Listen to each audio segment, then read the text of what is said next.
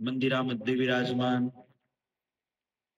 श्री लक्ष्मीनारायण देव, श्री घनश्याम महाराज, श्री राधाकृष्ण देव, स्फटिक स्वरूपामध्ये विराजमान भगवान सदाशिव, भगवंताचे सर्व स्वरूप उपस्थित परमपूज्य गुरुवर्य सद्गुरु स्वामी गोविंद प्रसादाजी स्वामी, सर्व कथाप्रेमी हरिभक्त, ऑनलाईनच्या माध्यमातून ऐकणारे सर्व हरिभक्त, सर्वांना जय श्री स्वामीनारायण.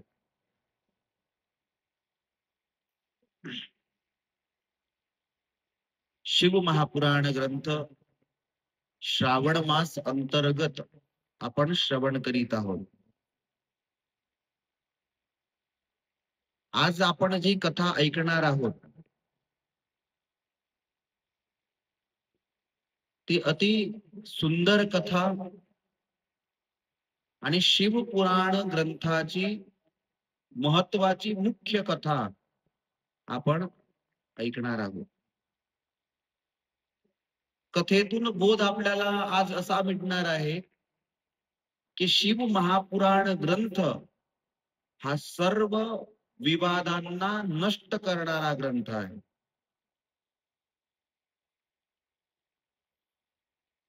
आपल्यामधले जे विवाद असतात त्याला मिटवणारा कुणीतरी मध्यस्थी असतो,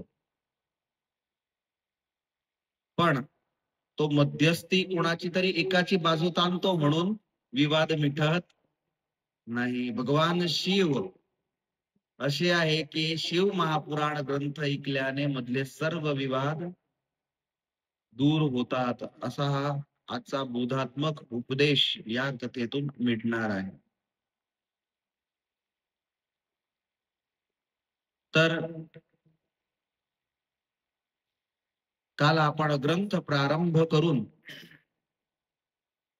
आणि नैमिषारण्य क्षेत्रामधली कथा ऐकली होती. 88,000 ऋषीगण हे कथा श्रवण करण्यासाठी बसले आहे आणि सुतजी महाराज व्यास गादीवरती बसून आणि कथेचं श्रवण करवत आहे. आणि त्या क्षणी शौनकादिक ऋषींनी अनेक प्रश्न केले. त्या प्रश्नांकडे आपण आलो होतो. शौनकादिक ऋषी म्हणतात की तुम्ही सर्व वेदशास्त्रांचे जाणकार आहात हे सुतजी महाराज. तुम्ही आम्हाला आजपर्यंत अनेक कथेंचं श्रवण करवलं. ज्याप्रमाणे समुद्रामध्ये अनेक प्रकारांचे रत्न आहे, त्या प्रकारे तुमच्यामध्ये पण अनेक प्रकारांच्या कथा ह्या पडलेल्या आहेत, ज्या अनेक तुम्ही आम्हाला ऐकवल्या. आणि दररोज नित नव्या अनेक कथा तुम्ही आम्हाला ऐकवतात. आज तुमचे आगमन इथे झाले आहे. आम्हाला अजून काहीतरी ऐकायचं आहे म्हणून काही प्रश्न आम्ही तुम्हाला विचारतो. आणि शौनकादिक ऋषींनी कलियुगाच्या मनुष्याचं श्रेय लवकर व्हावं, सरळ रीतीने व्हावं, यासाठी हे प्रश्न विचारले आहेत. शौनकादिक ऋषी म्हणतात हे सुतजी महाराज, आता कलियुग आहे. या कलियुगामध्ये मनुष्य पाप कर्मांमध्ये बुडलेला आहे, सुटकाच नाही आहे. तुम्ही जे कार्य करत आहात यामध्ये जर तुम्ही सत्य बनून जर कार्य करायला गेले तर मग त्यामध्ये तुम्हाला घर चालवणं पण कठीण पडून जाईल. कुठे ना कुठे थोडस तुम्हाला खोटं बोलावंच लागतं. सामान्य आहे. जे वस्तू तुम्ही 10 रुपयाची आणताय ते 12 रुपयात विकणारच आहे, त्याशिवाय चालणारच कसं आहे. जे वस्तू जे कार्य आहे त्यामध्ये तुम्हाला काही ना काही पाप कर्म करावेच लागतात. म्हणून ह्या ग्रंथात पण कथा येईल. लगभग सर्व ग्रंथांमध्ये हा उपदेश आहे की गृहस्थांनी स्वतःच्या व्यवसायिक ज्या पापांमधून निवृत्त होण्यासाठी 10वा भाग हा धर्मादाय स्वरूपाने भगवंताला द्यावा. आपण देतो ना दरवर्षी 251. आला 10वा भाग आपला, म्हणून भगवान आपल्याला तेवढंच देतो दरवर्षी. मग तर मनुष्य कलियुगामध्ये पाप कर्मांमध्ये बुडलेला आहे. तो दुराचारामध्ये फसलेला आहे. तर त्याचं श्रेय होईल, सरळ रीतीने होईल असा रस्ता दाखवा. कलियुगामध्ये मनुष्यात कोणते कोणते दुर्गुण असतील ते सांगण्यात आलं की तो असत्य भाषण करणारा असणार, लहान लहान गोष्टीमध्ये खोटं बोलणं, दुसऱ्यांची निंदा करणारा असणार, आणि कसा निंदा करण्यामध्ये पण तत्पर म्हटलेला आहे. तुम्हाला शरीराला खास झाली असेल कधी तर पहा तुम्ही, ते खास तुम्ही खाजवा ना, म्हणजे ते रक्तच निघतं त्यातून, नंतर त्रासच होतो. पण ज्या वेळेस तुम्ही त्याला नखांनी कोरतात त्या टायमाला आनंद येतो की नाही? तसं निंदाचं पण आहे. निंदा केल्याने पापच आहे, पण करताना केवढा आनंद येतो. हा कलियुगाचं लक्षण आहे, कलियुगाच्या माणसांचं हे लक्षण आहे. त्यानंतर दुसऱ्यांचं धन घेऊन घेण्यामध्ये त्याला उत्सुकता राहील, स्त्रियांमध्ये आसक्त होईल, स्वतःच्याच देहाला तो आत्मा समजून बसेल. मी आताच खूप सुंदर कुठेतरी वाचलं, कोणाचं तरी वाक्य आहे की ह्या दुनियामध्ये दररोज किती लोक वारतात ना, किती लोक जन्माला येतात. तुम्ही ऑनलाईन जर गुगलवर जा, आपण खूप काही सर्च करतो, पण त्यामध्ये तुम्ही सर्च करा ना, तर 1 सेकंदामध्ये 2 जण जन्माला येतात आणि 1 सेकंदामध्ये एक माणूस मृत्यू पावतो ऑनलाईन. तर दररोज मी काल ऐकत होता की 15 लाख लोक दररोज मृत्यू पावतात विश्वामध्ये. 15 लाख लोक दररोज सरासरी प्रमाणे मृत्यू पावतात. दररोज एवढे लोक मृत्यू पावतात आणि दररोज एवढे लोक जन्माला येतात, तरी पण माणसाला असंच वाटतं की मला कायमस्वरूपी ह्याच पृथ्वीवरती राहायचं आहे. हे मोठं आश्चर्य आहे. हा, युधिष्ठिर यक्ष संवाद मध्ये आहे हा संवाद, की मोठात मोठा आश्चर्य काय आहे. अनेक प्रश्न आहेत, पण त्यामध्ये हा प्रश्न आहे. तेव्हा युधिष्ठिरने सांगितलं की एवढे लोक मृत्यू पावतात, एवढे जन्माला येतात, तरी पण मनुष्य असंच समजतो की मी अजर अमर आहे. तर स्वतःच्याच देहाला आत्मा समजून बसणार, त्यानंतर नास्तिक पशुबुद्धी ठेवणारा हा मनुष्य राहणार, माता पितांचा द्वेष करणारा, त्यानंतर दरेक जातीमध्ये कोणते कोणते बदल येतील ते सांगितलं की दरेक जातीचे मनुष्य स्वतःच्या कर्माला सोडून देतील. ब्राह्मण हे वेद पण त्यांनी जगत कल्याणासाठी गान करावे, पण स्वतःच्या आजीविकासाठी ते गान करतील. क्षत्रिय स्वतःच्या धर्मांचा त्याग करतील, कुसंगी, पाखंडी आणि पापी व्यसनी ते होतील. त्यानंतर सांगितलं की ह्या कलियुगामध्ये शौनक ऋषी सुतजींना यासाठी सांगताय की यांचं तुम्हाला कल्याण करायचं आहे, असा उपदेश तुम्हाला द्यायचा आहे. कसे कसे लोक या दुनियामध्ये येतील, अशा लोकांचं पण कल्याण होईल असं काहीतरी तुम्ही सांगा. या कलियुगामध्ये ज्या स्त्रिया असतील त्या कशा असतील, आता ते ऐकण्यासारखं आहे. सदाचारापासून भ्रष्ट असतील. सदाचार म्हणजे की जो भगवान स्वामीनारायण यांनी शिक्षापत्रीमध्ये सांगितलेला आहे, सद आचरण म्हणजे ज्याला आपण म्हणतो की हे करावं हे करू नये, हे करावं, तो जो उद्देश आहे त्याला म्हणतात सदाचार. श्रीमद सत्संगी जीवन ग्रंथ किंवा वचनामृत मध्ये पण आपण सदाचाराचं किंवा भगवान वेदव्यासांनी पण वारंवार सदाचाराचं वर्णन केलेलं आहे. तर स्त्रिया सदाचारापासून भ्रष्ट होतील, वारंवार पतींचा अपमान करणाऱ्या होतील. नाव घेऊन तुम्ही हाक मारा म्हणजे अपमानच आहे. म्हणजे कलियुगामध्ये पतींचा वारंवार अपमान करणार स्त्रिया होतील. जे स्त्री स्वतःच्या पतीचं नाव घेऊन हाक मारते तेवढे दिवस त्याच्या जीवनाचे कमी होत जात असतात. सासू सासऱ्यांचा द्रोह करणाऱ्या होतील. हाय म्हणजे एक आहे टॉम अँड जेरी आणि एक आहे सासू आणि सून. बोला केवढी आश्चर्याची गोष्ट आहे. ह्या दुनियामध्ये दरेक सासू स्वतःच्या सुनबाईला महाराणीच म्हणते. म्हणते की नाही? तुम्ही ऐकलाय ना? आमची महाराणी झोपली आहे, आमची महाराणी काहीच काम करत नाही. तरी पण सुनबाईला ते आवडत. महाराणी म्हणून सुद्धा सुनबाईला असं वाटतं की मला महाराणी म्हटलं.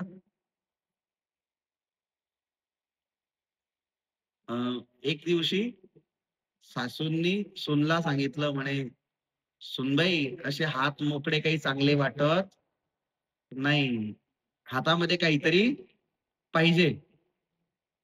सुनबाई म्हणते, हो सासूबाई म्हणे, आत्ताच मोबाईल चार्जिंगला लावला, आत्ताच मोबाईल चार्जिंगला लावला. सासूबाई म्हणते, भवानी मी तुला मोबाईलचं नाही म्हणत आहे, बांगड्यांचं म्हणते. बांगड्या घालत जा म्हणे. तर सासू सासऱ्यांचा वारंवार द्रोह करणाऱ्या होती. त्यांना कोणाचाच भय लागणार नाही. मलिन भोजन करणाऱ्या आणि पती सेवापासून विमुख होतील. असे जे लोक आहेत यांचा ह्या लोकामध्ये पण आणि परलोकामध्ये पण यांना उत्तम गती कशा प्रकारे प्राप्त होईल असा उपदेश तुम्ही आम्हाला द्या आणि असा उपाय सांगा. तेव्हा सुतजी महाराज म्हणतात की हे सर्व 88,000 ऋषीगणांनो, शिवपुराणच्या श्रवण केल्याने, शिवपुराण ग्रंथाचं वाचन केल्याने असे जे अनेक प्रकारांचे पापी जीवात्मा असले त्यांचा पण उद्धार होऊन जाईल अशी शिव महापुराण ग्रंथाची कथा आहे. पूर्व काळामध्ये हा शिव महापुराण ग्रंथ 1 करोड श्लोकांचा होता. भगवान वेदव्यासांनी त्यातून 4 लाख श्लोक घेऊन आणि 18 पुराणांची रचना केली. त्यातून 24,000 श्लोकांपासून युक्त शिव महापुराण ग्रंथ रचला, ज्यामध्ये 7 संहिता आहे. विद्येश्वर संहिता, रुद्र संहिता, शतरुद्र संहिता, कोटिरुद्र संहिता, उमा संहिता, कैलास संहिता आणि वायव्य संहिता. हा संपूर्ण ग्रंथ भगवान सदाशिवांद्वारा प्रतिपादित केलेला आहे. जो मनुष्य याला खूप प्रेमाने आदरपूर्वक वाचन करतो, ऐकतो, तो भगवान शिव यांना अतिप्रिय होऊन जात असतो. शौनकादिक ऋषी म्हणतात, तर त्या ग्रंथाची कथा तुम्ही आम्हाला श्रवण करवा. सुतजी महाराजांनी कथा सांगण्याचा प्रारंभ केला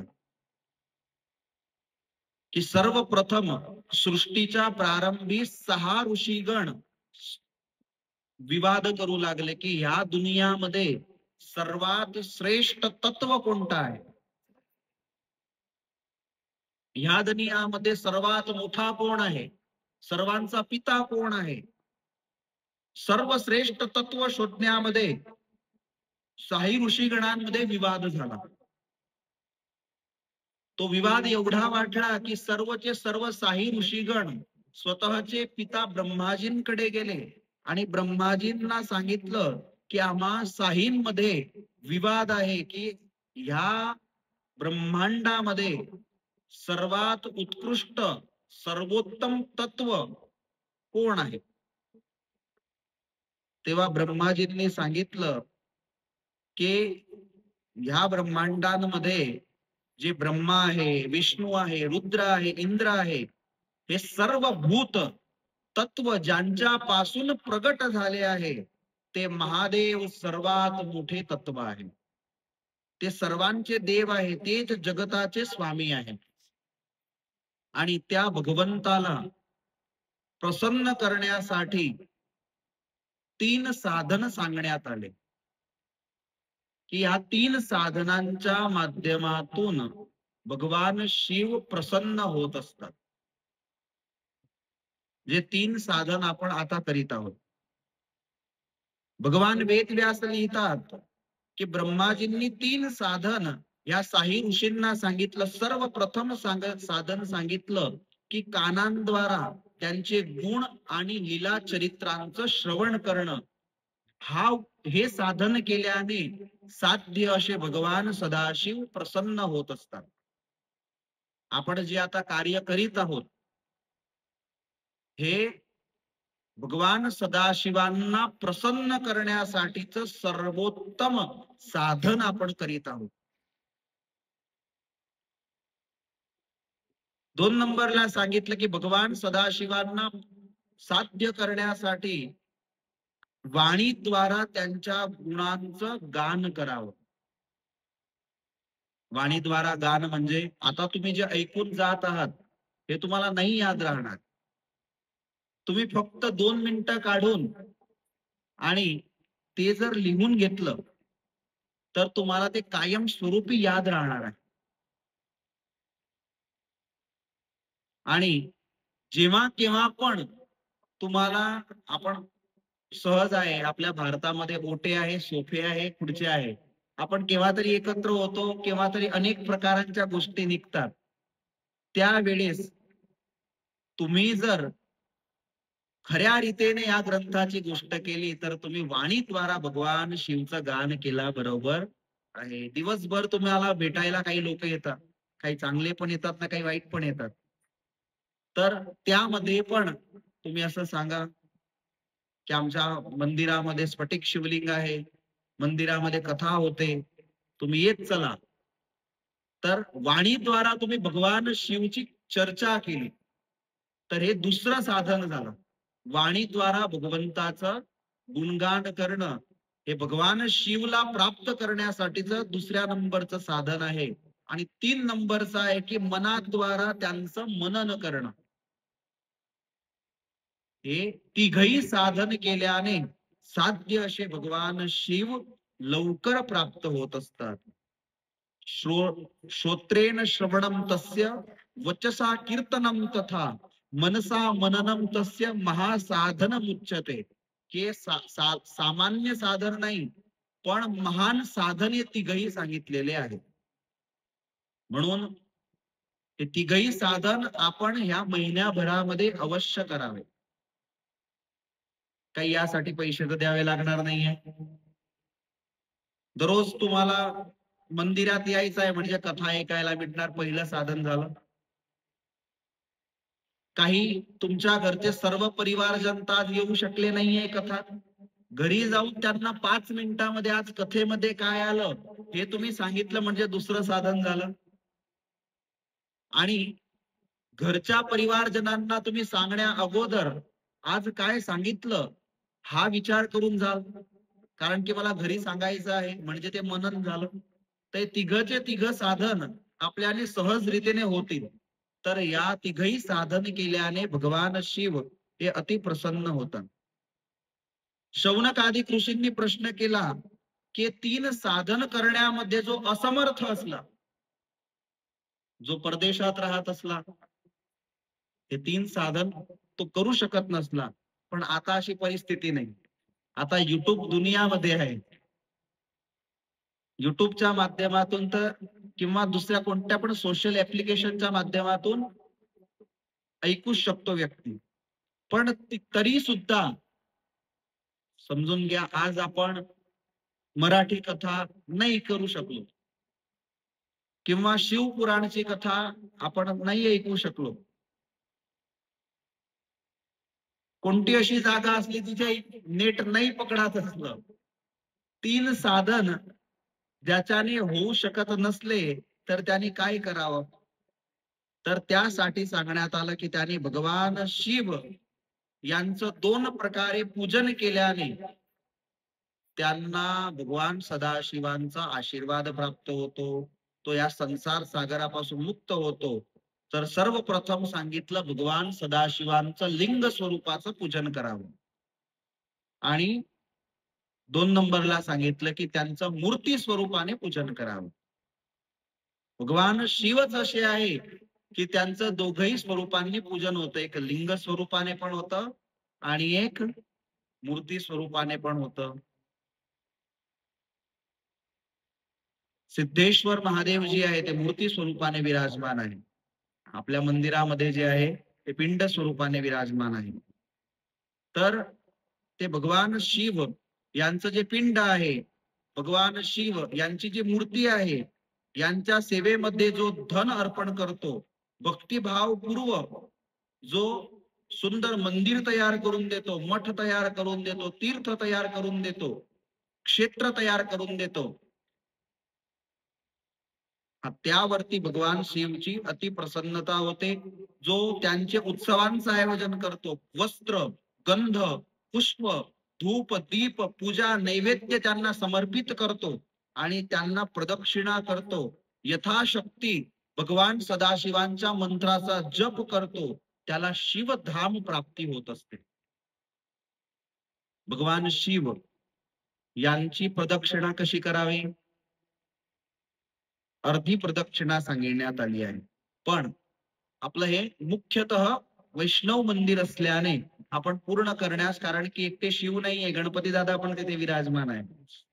पण फक्त शिव भगवंताचं मंदिर असलं तर त्यांना अर्ध प्रदक्षिणा करायला सांगितली आहे. प्रदक्षिणा करत करत जा, जिथून पाण्याची ते असते पाईप, तिथून पुन्हा वापस येऊन दर्शन करून पुन्हा तिथे वापस जाऊन आणि पुन्हा आल्यानंतर एक प्रदक्षिणा म्हटली जाते. भगवान विष्णूचे स्वरूप असले त्यांच्या 4 प्रदक्षिणा सांगितलेल्या आहे. बघा, पिंपळाचं झाड आहे तर पिंपळाच्या झाडाला आपण किती प्रदक्षिणा करतो? काल मी वाचलं, शनिवारच्या दिवशी जर कोणी मनुष्य पिंपळाच्या झाडाला पाणी अर्पण करतो आणि पिंपळाच्या झाडाच्या 4 प्रदक्षिणा करतो तर तो इच्छित सर्व वस्तूंना प्राप्त करू शकतो. कारण शनिवारी लक्ष्मीनारायण देवांचा वास हा पिंपळाच्या झाडाखालती असतो. यामध्ये सांगण्यात आलं तीर्थक्षेत्र. आज दुनियामध्ये आपल्याला माहीतच पडत नाही की तीर्थ कोणाला म्हणावं आणि धाम कोणाला म्हणावं. बराबर, कोणी पण केव्हा पण कोणत्या पण स्थानाला धाम लिहून टाकतो, कोणी पण केव्हा कोणत्याही याला श्री क्षेत्र लिहून टाकतो, तीर्थ लिहून टाकतो. पण शास्त्रोक्त रीतीने कोणाला धाम म्हणावं आणि कोणाला तीर्थ म्हणावं, तर धाम त्याला म्हणतात की जिथे भगवान स्वयं येऊन लीला करून गेले, जिथे भगवंताचे चरण लागले, त्याला म्हणतात धाम. म्हणून आपण श्री वडताल धाम म्हणतो, श्री गडपूर धाम म्हणतो, श्री वृंदावन धाम म्हणतो. बराबर. तीर्थ कोणाला म्हणतात? की जिथे तीर्थ आहे, जिथे संत महापुरुष राहून गेले आहे. म्हणजे गंगाजी आहे हे तीर्थ आहे.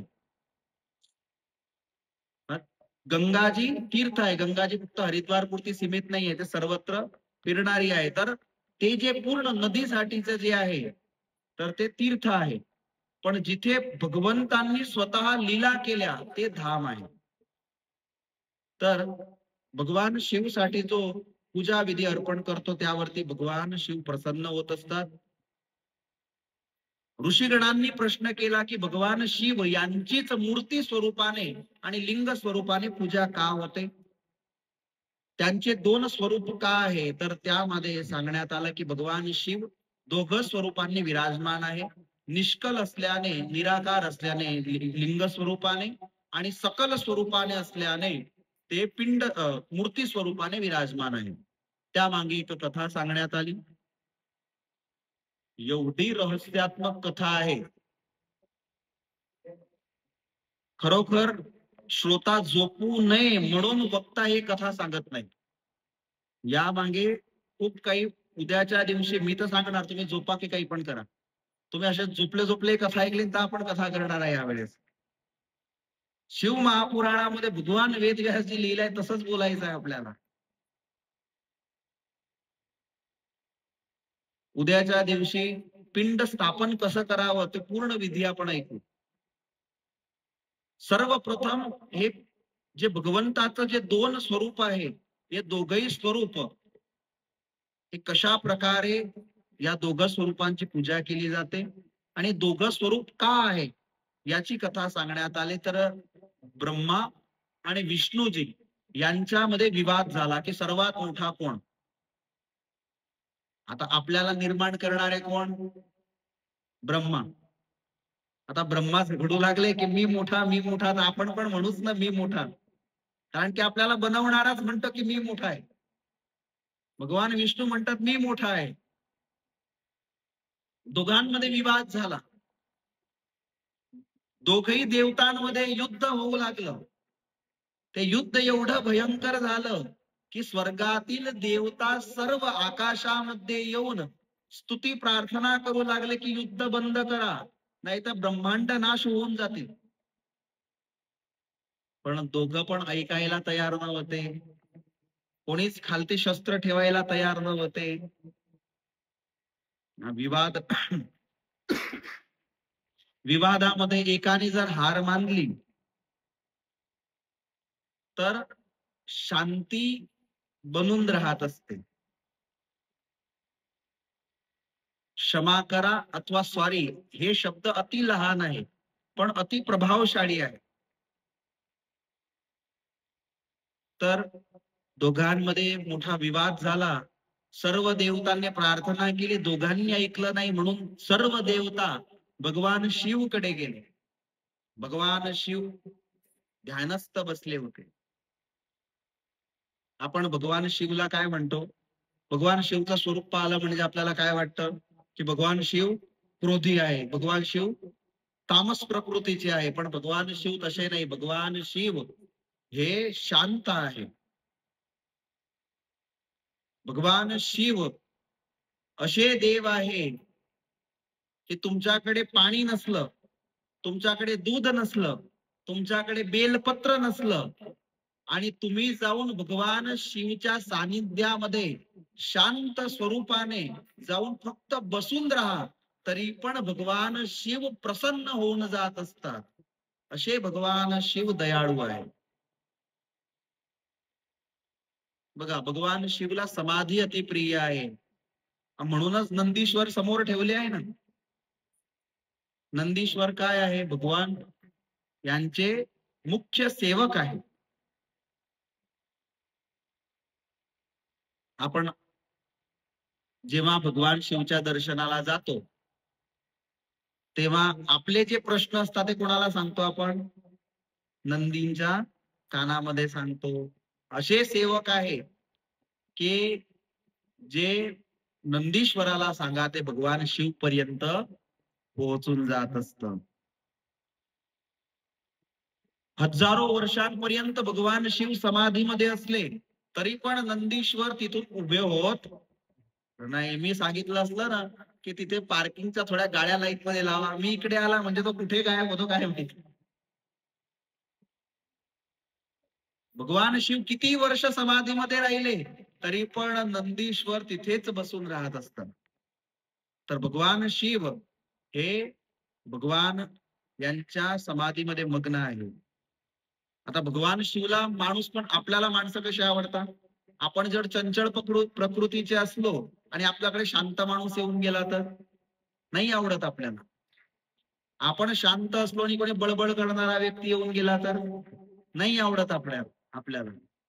तर भगवान शिव हे शांत प्रकृतीचे आहे. भगवान शिवच्या सानिध्यामध्ये जाऊन कोणी शांत स्वरूपाने शांत चित्ताने तिथे जाऊन बसून राहतो तरी सुद्धा भगवान शिवची पूर्ण कृपा त्यावरती होते. भगवान शिव शांत स्वरूपामध्ये बसले आहे. देवतांनी येऊन प्रार्थना केली, भगवान शिवने डोळे खुलले.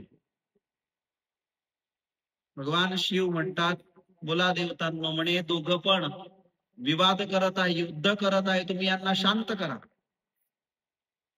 आणि भगवान शिव मंद मंद हसू लागले आणि त्या क्षणी भगवान शिव यांच्या मस्तकावरती केवड्याचं पुष्प होतं.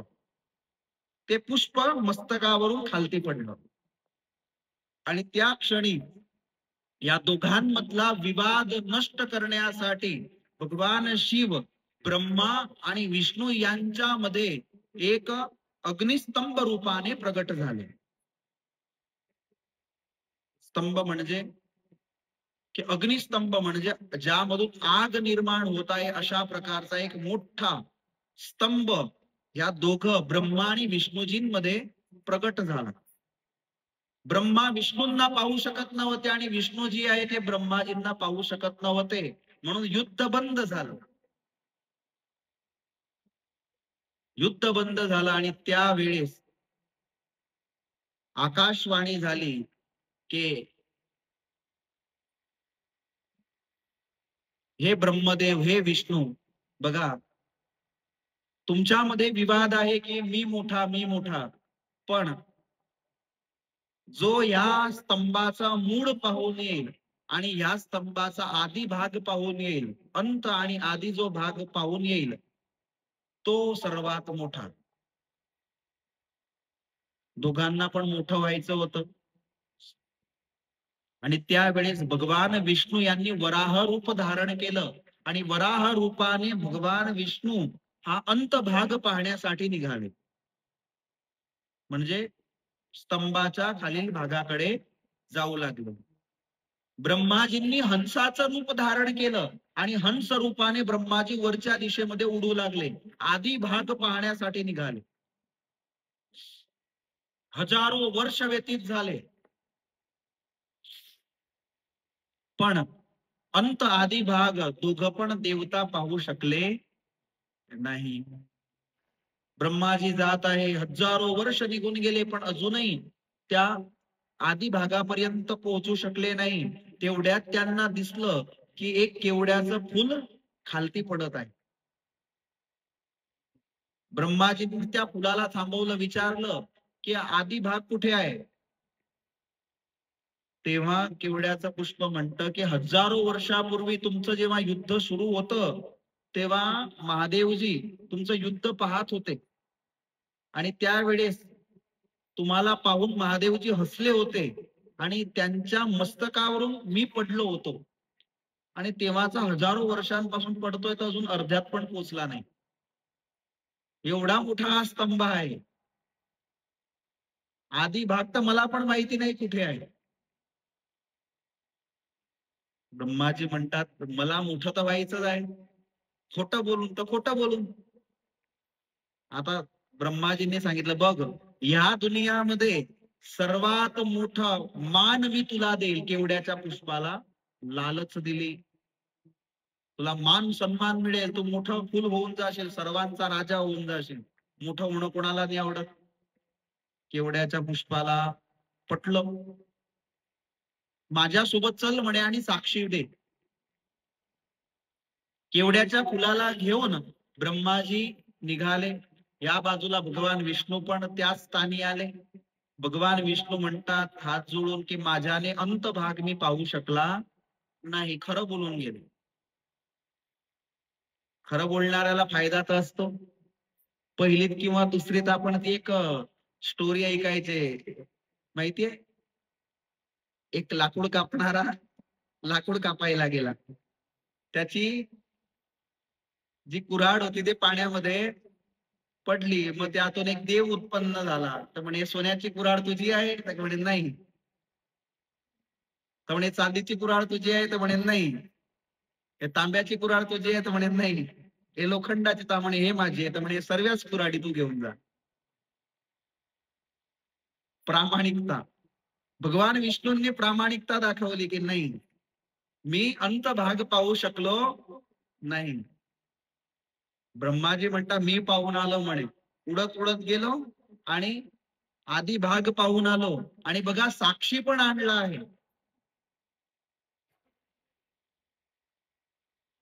आणि त्यावेळेस केवड्याच्या पुष्पाने साक्षी दिली की हो, ब्रह्माजी आधी भाग पाहून आले, मी ब्रह्माजींचा साक्षी आहे.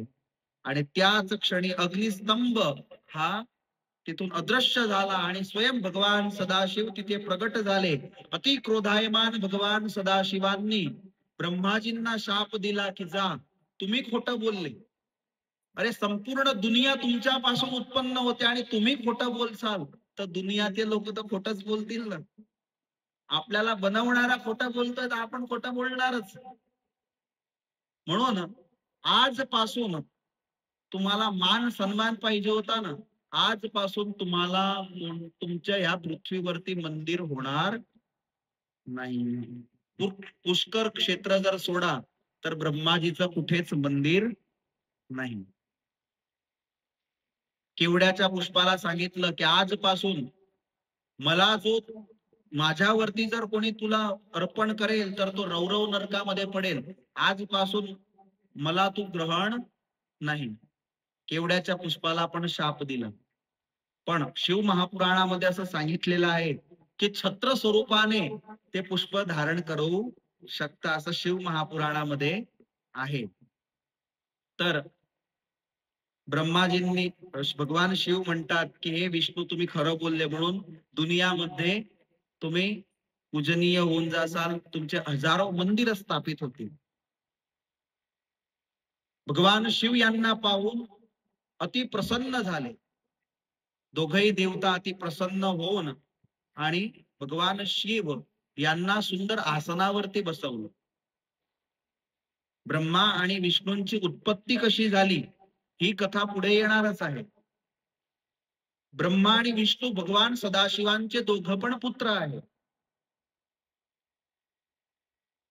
भगवान शिव यांच्या डाव्या भागाला स्वतः अमृत घसला आणि त्यातून विष्णूंची उत्पत्ती झाली शिव महापुराणाप्रमाणे. आणि भगवान विष्णूंच्या नाभी कमळातून ब्रह्माजींची उत्पत्ती झाली. पुढे कथा येईल.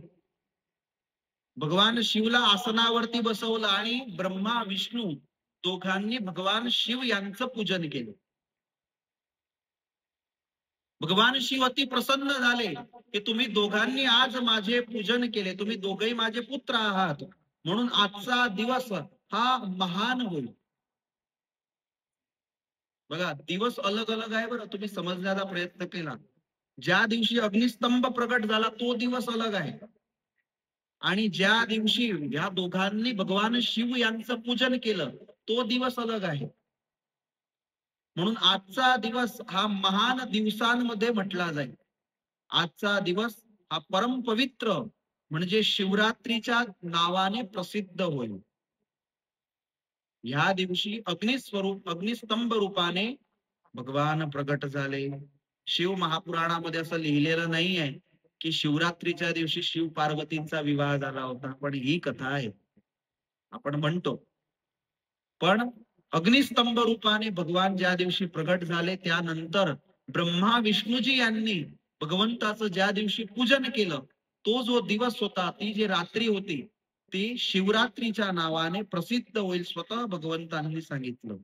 आणि ह्या तिथीला जो मनुष्य माझ्या पिंडाचं पूजन करेल तो ह्या जगताची उत्पत्ती, पालन आणि विसर्जन करू शकेल, एवढी त्याच्यामध्ये शक्ती येईल.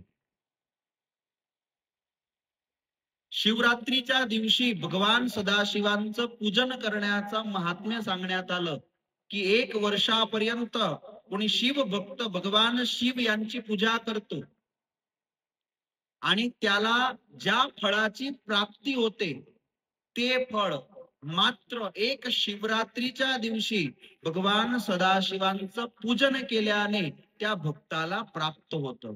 एवढा शिवरात्रीचा महिमा आहे.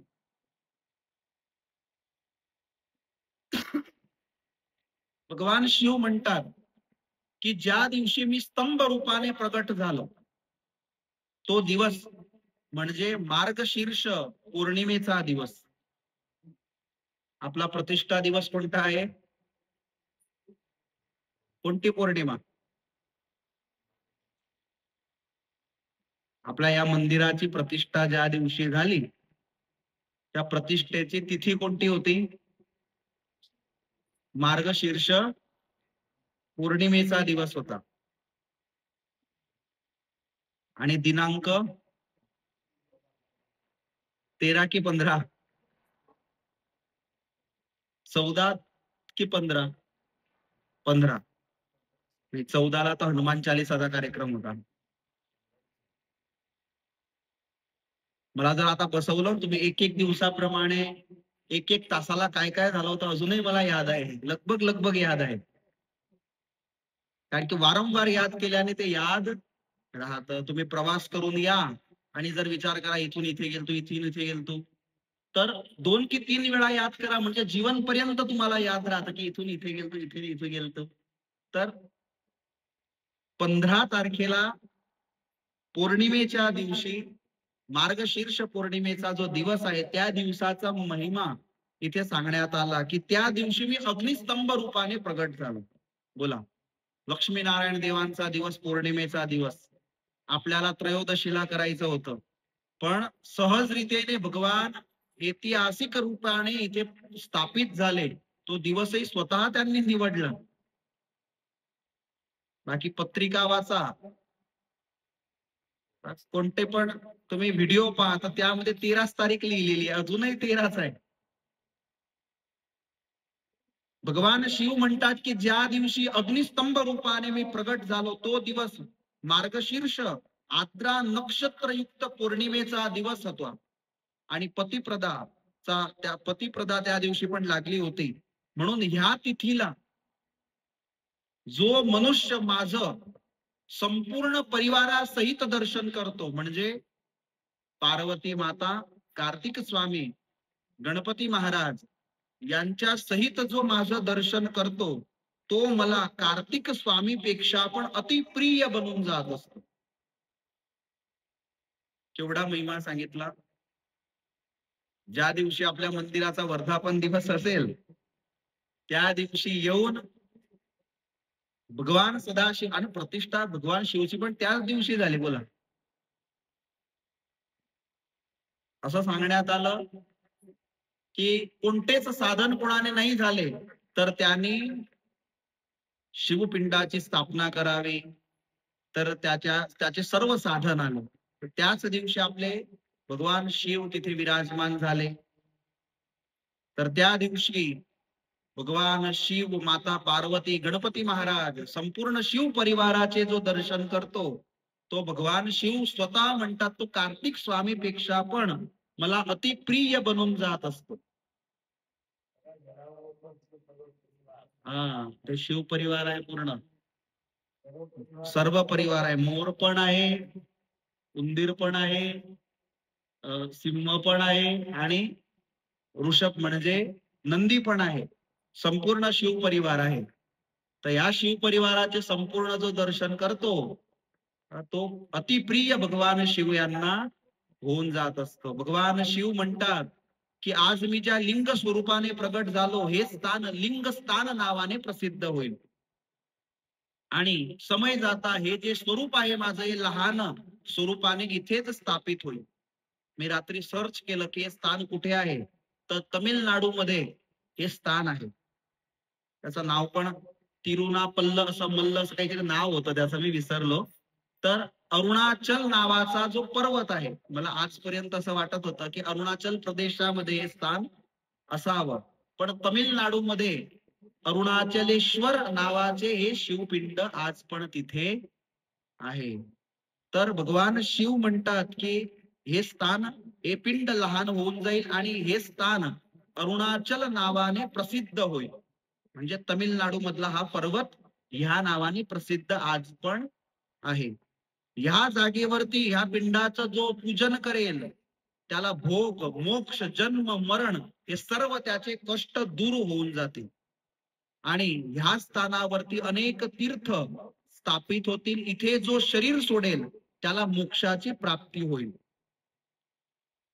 अशा प्रकारे भगवान शिव हे पिंड स्वरूपाने प्रगट झाले आणि पिंड स्वरूपानंतर जे सकल स्वरूपाने प्रगट झाले ब्रह्मा आणि विष्णू यांनी जे भगवंताचं सकल स्वरूपाचं पूजन केलं, म्हणून भगवंताचे 2 स्वरूप आहेत. आपण जे कर्पूर गौरम म्हणतो हे भगवंताचं सकल स्वरूप आहे. कापूर सारखा ज्यांचा शरीराचा रंग आहे ते हे संपूर्ण, ज्यांनी शरीरावरती रुद्राक्ष माळ धारण केली आहे, ज्यांच्या कंठामध्ये भुजंग म्हणजे सर्प आहे, ज्यांच्या हातामध्ये त्रिशूळ आहे, जे माता भवानी सोबत विराजमान आहे, हे सकल स्वरूप आहे. आणि जे अग्निस्तंभ रूपाने प्रगट झाले हे निष्कल स्वरूप आहे. तर हे दोघही स्वरूप भगवान सदाशिवांचे आहे. त्या दोघही स्वरूपांचं पूजन अवश्यपणे करावं. भगवान शिव स्वतः असं म्हणतात की लिंगाचं पूजन केल्याने विशेष फळाची प्राप्ती होते आणि मूर्तीचं पूजन केल्याने गौण फळाची प्राप्ती होते. तर हे दोघही अशा प्रकारे भगवान शिव यांचे दोघही स्वरूपांचे वर्णन करण्यात आले. त्यानंतर भगवान शिव यांच्या लिंगाचं माप सांगण्यात आलं की भगवान शिव यांची स्थापना कशा प्रकारे केली पाहिजे, त्यांची पूजा कोणत्या कोणत्या पुष्पांनी केली पाहिजे, कोणत्या पुष्पाने पूजा केल्याने कोणतं फळ मिळतं, दुधाने अभिषेक केल्याने कोणतं फळ मिळतं, अक्षदा वाहिल्याने कोणतं फळ मिळतं, साखर वाहिल्याने कोणतं फळ मिळतं, दुधात साखर टाकून अभिषेक केल्याने कोणतं फळ मिळतं, हा संपूर्ण विधी शिव महापुराणामध्ये यथायोग्य दाखवलेला आहे. शिवपिंड आहे त्याचं माप किती असलं पाहिजे, मंदिरामध्ये स्थापित केलेलं शिवलिंग आणि घरामध्ये असलेलं शिवपिंड याचं माप किती असलं पाहिजे, तर तो संपूर्ण विधी आपण उद्याच्या दिवशी कथेमध्ये ऐकू. स्वामीनारायण भगवान की जय. श्री